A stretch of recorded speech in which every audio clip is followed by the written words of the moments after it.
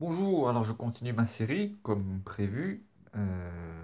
Donc j'avais dit qu'il me restait Xavier et Olga au niveau 1900 à battre avec les blancs, avec les noirs, et donc c'est chose faite. Donc je vais faire deux vidéos où je vais montrer mes deux parties, enfin mes quatre parties en tout, puisque j'ai fait deux parties contre Xavier et deux parties contre Olga. Donc pour la suite, je pourrais passer enfin à Lee, ce personnage que je n'ai pas encore réussi à battre. Bref, partie contre Xavier. Donc j'applique les principes, comme toujours, les principes de base. Donc là, E2, E4, il me sort des 5, je prends. Il sort le cavalier, et là j'ai bien retenu la leçon, je développe mon cavalier, et je ne m'attache pas à vouloir absolument sauver ce pion qui est en D5, mais plutôt continuer mon développement. Parce que c'est tentant, effectivement, de prendre le pion en C6, mais c'est un coup qui permet le développement du... Je gagne un pion, certes, mais je permets le développement du cavalier en C6. Donc, voilà. Je préfère sortir mon pion et continuer mon développement. Donc là, par contre, je prends, hein. Voilà. Et là, je continue mon développement. Je reste vraiment concentré sur le développement et le rock. Là, je prends, obligé.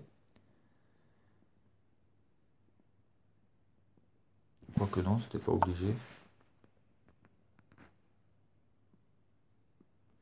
J'étais pas obligé de prendre, mais il serait descendu avec son fou en G4. Est-ce que ça m'aurait empêché de prendre ensuite? Non, à la limite, j'aurais pu prendre. Voilà. Enfin, en tout cas, c'est ce que j'ai joué. Voilà. Donc ça, j'avais prévu, mais j'ai mon fou. Il développe son fou. Ok, je rock. Voilà, c'est ce que je voulais faire. Voilà. Tour au centre, principe échiquier 1. Là, je propose un échange des fous. Parce que j'ai un avantage de plus 1, un avantage matériel. Donc, même ce petit avantage matériel de plus 1, je veux le conserver. Donc, réduire les soldats sur le champ de bataille pour que cet avantage puisse devenir plus fort. Donc, ok, il accepte. Il fait le grand rock.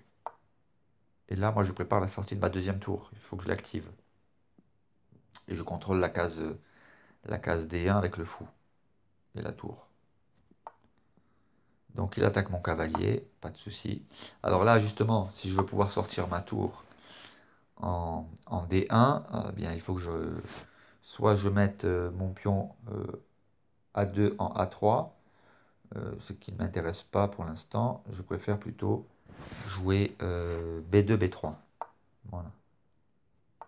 Avec l'idée plus tard de monter mon pion C2 en C4. Voilà. Donc là, je continue le développement. Voilà. Là, je veux attaquer. Offensif. Donc, je rentre, hein, il me prend mon cavalier. Ok. Là, il me prend un pion. Ok. Je ramène mon fou. Donc, j'ai perdu mon avantage de plus 1. Donc là, sur le plan matériel, on est égalité. Voilà. On est strictement égalitaire. Alors, je mets mon pion ici en G3 pour empêcher le cavalier de venir en H4 ou F4. Voilà.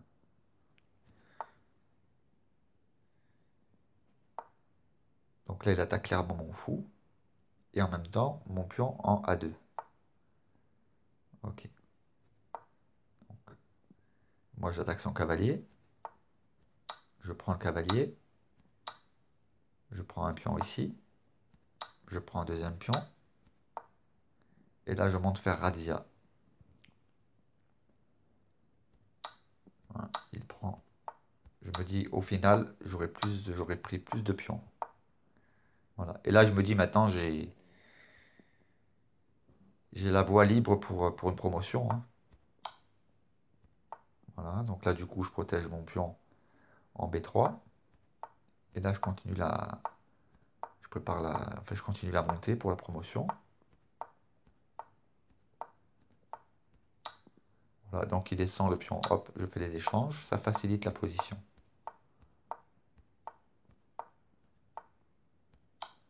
Voilà, là, je me dis que il ne peut plus empêcher ma promotion. Voilà. Et là, même en prenant le pion, bon, il l'a pas pris, mais même en prenant le pion, je me dis que le roi et la tour, je le mate, mais vu qu'il m'a laissé le pion, autant faire une promotion, n'est-ce pas? Et là, je lui fais tout simplement le mat de l'escalier, et c'est réglé. Voilà, le rapport de partie.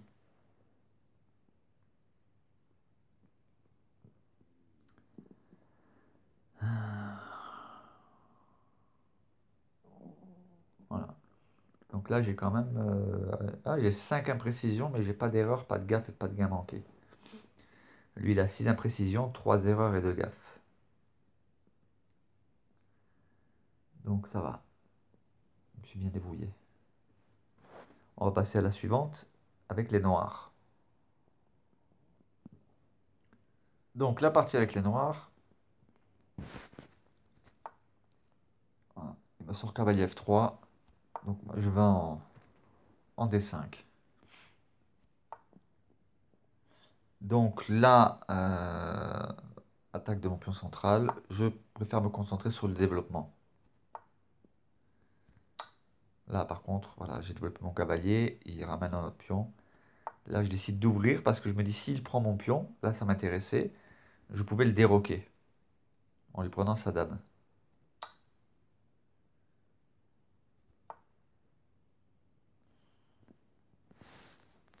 Donc, je reviens un peu en arrière, hein. Donc là, je prends parce que je me dis, si avec son pion, il prend, je lui prends sa dame, et donc il est obligé de reprendre ma dame avec son roi, donc il est déroqué. Donc, il développe son cavalier, et là, je me dis, bon, il prend pas mon pion, bah, je prends, hein, donc à faire.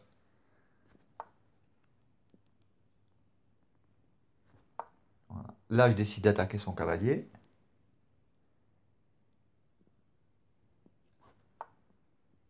Ok, il attaque le mien, bah, je prends le cavalier. Ça lui fait des pions doublés. Et là, je ramène mon cavalier au centre. Il prend, ok. Je me prépare une sortie pour mon fou. Ok, il soutient son... Il soutient... En fait, je voulais pas prendre le pion. Voilà. Là, on pourrait se dire, mais j'aurais pu prendre le pion D5. Mais je lui prends le pion D5, il me prend ma dame. Et donc, moi, je suis obligé de reprendre avec mon roi. Donc, c'est moi qui ai déroqué. Voilà, et voilà. Ça me branche pas trop, quoi. Même si je sais que c'est jouable, hein, mais voilà, je voulais pas jouer avec un roi déroqué. C'est pour ça que je lui laisse son pion. Et j'ai préféré, voilà, hein, j'ai préféré, plutôt que lui prendre le pion, j'ai préféré jouer un coup qui libère mon fou pour pouvoir roquer. Voilà. Et là, j'attaque son cavalier. Et qui est d'ailleurs cloué du coup. Donc là, je développe mon deuxième cavalier. Donc je suis dans une logique de développement là. C'est pas, j'ai pas calculé un coup spécial, c'est principe échiquier 1, développement. Donc il n'y a rien, pour l'instant, il n'y a pas de grand calcul savant, quoi. C'est ce qui motive mes actions, euh, c'est le développement, là. Voilà. Alors là, par contre, je vois clairement une menace de prise de mon cavalier avec sa dame. Je reprends la dame. Il reprend ma dame. Je prends sa tour et du coup, je suis déroqué. Mais là, c'est moins grave. Donc, mais ce que je décide de faire, c'est déjà de jouer un coup d'esbrouf. Je lui prends son cavalier. Je me dis, il va certainement pas prendre avec le pion. Et pourtant, si, il prend avec le pion. Bon, pas grave. Là, je me dis, je développe mon... Je mets mon cavalier en B6. Et puis, je me dis là, ben vas-y, Coco, hein, tu peux prendre ma dame. Je reprends avec la tour. Tu reprends ma tour avec la tienne. Et je reprends ta tour avec mon cavalier qui est en C6. Donc, je me dis, jusqu'ici, tout va bien. C'est les échanges... ces échanges-là ne me posent pas de problème. Ok, il attaque mon pion en en G7, je décide de roquer. Il n'y a pas de menace sérieuse sur mon roc pour l'instant. Voilà. Donc là, par contre, il attaque ma tour. Ok, ben là, je décide, regardez, hein. Là, je décide de prendre la dame. Il prend avec le fou. Et là, je réalise, je me dis, ouh, j'aime pas trop ça, les deux fous. On le sait hein, par expérience que deux fous en bataille, c'est chaud, hein. Donc je décide de clouer son fou. Voilà. Bon, quoique s'il met son fou en E2, bah, je prends sa tour et puis il y a des échanges de tours, quoi. Mais je me dis, j'ai un petit avantage matériel, donc je reste dans cette logique de réduire les forces adverses pour que ce petit pion, ce petit point matériel, eh bien, puisse devenir plus important. Ok. Donc là, je décide de passer à une autre offensive. J'attaque le pion en F4. Bon, il décide de le protéger. Voilà, je fais le ménage. Je veux conserver le petit avantage. En même temps, ça lui fait des pions doublés. Alors ça, c'est des pions doublés au centre. Mais voilà, ça va lui faire un pion un peu délaissé sur la colonne H. Il a un pion délaissé sur la colonne A. Donc il a un pion aussi isolé sur la colonne C. Donc j'ai mis un petit peu la zizanie dans sa chaîne de pions là. Alors que moi, regardez ma chaîne de pions, hein. Elle est nickel, hein. Pour l'instant, tout va bien. Voilà. Bon, là, je décide justement de libérer de partir sur une autre offensive. Voilà, donc lui, il attaque mon pion en B7. Ok, je protège. Il a un fou de case blanche, donc en mettant mes pions sur case noire, ils n'ont rien à craindre du fou sur case blanche. Voilà. Bah, je décide de monter, hein. Là, je décide de doubler mes tours. Ok, donc il m'en empêche pour l'instant. Voilà. Là, je pars. Mon idée, c'était ensuite de venir avec mon cavalier en C7 pour attaquer son fou. Voilà, il attaque, il vise les deux. Ok, bah ça m'arrange. Donc là, il double les tours avec une menace de prise de mon pion en G7 et de me mettre échec. Donc voilà, je pars à la menace de cette manière. Ok, et là, je vais pouvoir doubler mes tours.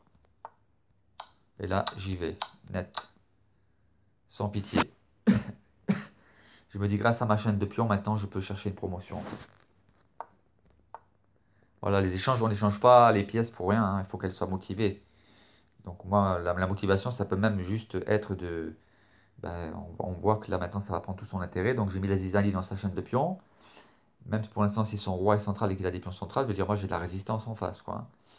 Donc voilà, ce qui a motivé moi mes prises mes échanges, c'est déjà de lui faire des pions doublés, de casser sa chaîne de pions et de maintenir mon avantage de plus 1. Voilà. Quand on prend une pièce, il faut qu'elle soit motivée par une décision, par une raison sérieuse, on va dire. Donc là, je décide de partir à l'assaut du pion isolé sur la colonne H, donc le pion H2. Donc là, je fais un peu de ménage. Je me dis, bon, jusqu'ici, il n'y a rien à craindre. Voilà. Donc là, je me dis, c'est bien parti.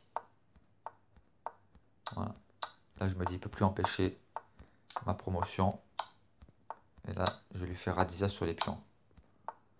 Sans pitié. Voilà. Et là, je vais le mater assez facilement. Voilà. Je l'ai enfermé. J'ai peut-être été un peu vite hein, pour les débutants. Je vais peut-être revenir un peu en arrière. Pour montrer quand même. Voilà. Donc là, je prends. Donc le roi là, bah, je l'ai enfermé là, hein. Donc je le mets échec. Encore une fois échec, il descend. Je redescends. Je monte le pion. Et là, voilà, il n'y a pas vraiment le choix en fait, hein, il peut aller nulle part, hein. Il peut aller nulle part ailleurs, donc c'est vraiment un enfermement, quoi. Il vient là. Et en fait, j'aurais pu faire plus vite, hein, plutôt que de venir en G6, j'aurais directement pu aller, voilà, d'ici, j'aurais directement pu aller en G5, hein, il était mat, hein. Voilà. Voilà.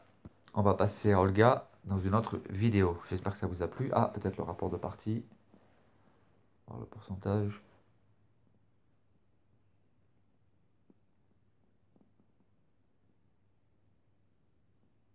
Donc 94%, c'est pas mal.